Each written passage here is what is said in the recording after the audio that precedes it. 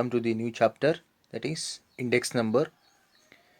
The previous class we have discussed the meaning of index number and some of the characteristics of index number. So in today's class we are going to discuss what are the uses of index number and also the drawbacks or limitations of index number and the steps in the what are the steps in the construction of index number we are going to discuss. So let us start with the uses of index number. The first use is, see, the following are the main uses of index numbers by which the importance of index numbers can be best appreciated.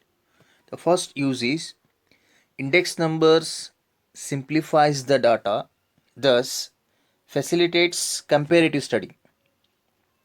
See, it is very helpful for comparing the data.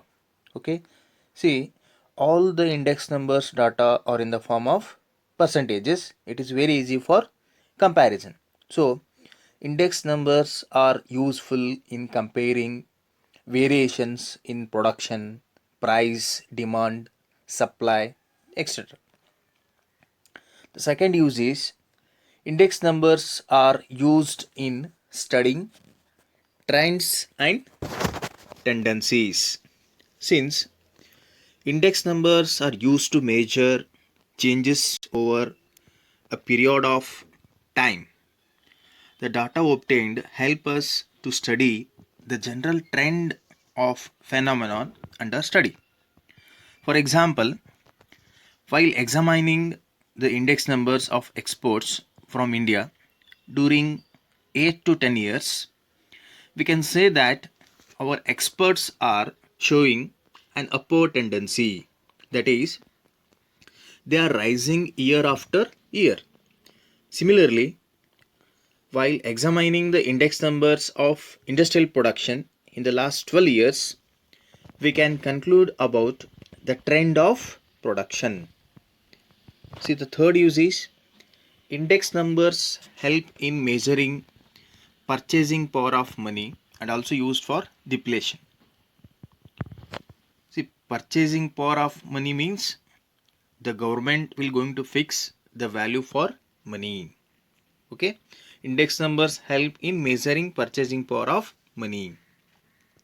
See, so all of you know the 100 rupees notes. Okay, suppose for example, consider here in the year 2020 we have 100 rupees note, and if you go for past 2 years back in the 2018, in 2018 also we have 100 rupees notes. So then what is the difference between the 100 rupees note?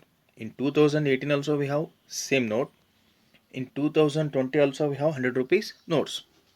So then what has changed? See, the value of money has changed.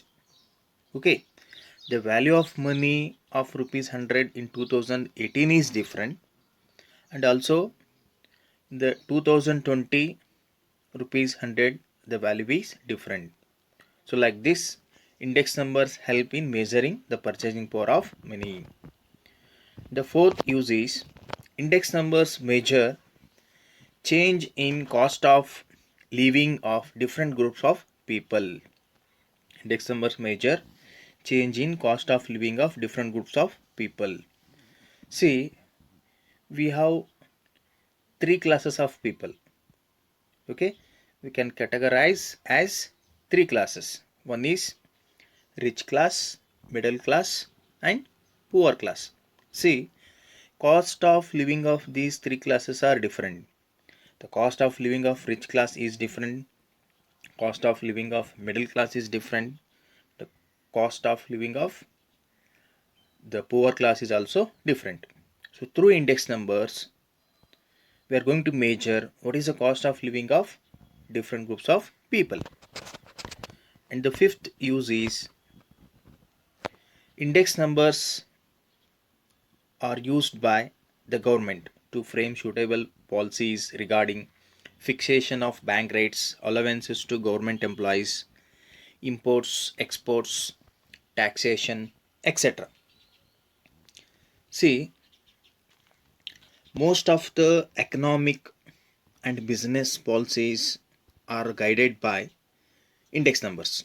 For example, deciding the increase in DA.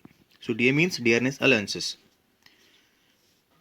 Deciding the increase in DA of a set of employees, the employer will have to depend primarily upon cost of living index. If wages and salaries are not adjusted in accordance with cost of living, very often it leads to strikes and lockouts, which in turn leads to considerable waste of resources. So index numbers are also used in many other fields. Okay. The next concept is limitations or demerits of index number. So what is the demerits or drawbacks of index numbers? The first one is, since index numbers are based on the sample data, they are only approximate indicators. See here where all the results and conclusions are depend upon the sample data. Okay, here so each and every item is not considered while constructing the index number. So this means all our results and conclusions are dependent on only on the sample data. So that is a drawback. Practically they will not go and collect the all the data. All our results conclusions depend on only the simple sample data. They are only approximate indicators. Then the second demerit is, there is a likelihood of error being introduced at each stage of the construction of index numbers. See, error means mistakes. So when we are constructing the price index number, for example, consider we are finding the price index, constructing the price index of wholesale price index number, or wholesale price index of rice. So when we are finding the wholesale price index of rice, when we are finding the wholesale price index of rice, we have to collect the price quotations. So when we are collecting the price quotations, the wholesale price of rice in Hubli is different and the wholesale price of rice in Bangalore is different. And also even from shop to shop, the wholesale price of rice is different. So like this, we have to face error at each stage in the construction of index number. And the third demerit is, while constructing the index numbers, the quality of product is not taken into consideration. So while constructing the index number, they are not considering the quality of the product. So that is also one of the major drawback, because the price of a product is depend on quality. Price of a product is depend on quality because it differs from quality to quality. That is also a drawback. So they need to consider the quality of the product also, but here they are not considering the quality. The fourth demerit is, like other statistical techniques, index numbers can be misused to get desired conclusions. So for their exact answers, they will misuse the index numbers. The fifth demerit is, as customs, traditions and habits of people vary from time to time, it is difficult to assign proper weights to the various items. See, when they are constructing the price index, they have to take the people interest. They are not considering the people interest. People interest in the sense, as per the customs, traditions and habits of people vary from time to time, and also using of items goes on changes. So here they are not considering the habits of the people. That is also one of the major drawback of index number. And the last limit is, or demerit is, many formulae are used in the construction of index numbers, and the different formulae give different answers. See, for construction of price index, we don't have any one particular formula, so everyone using different formula.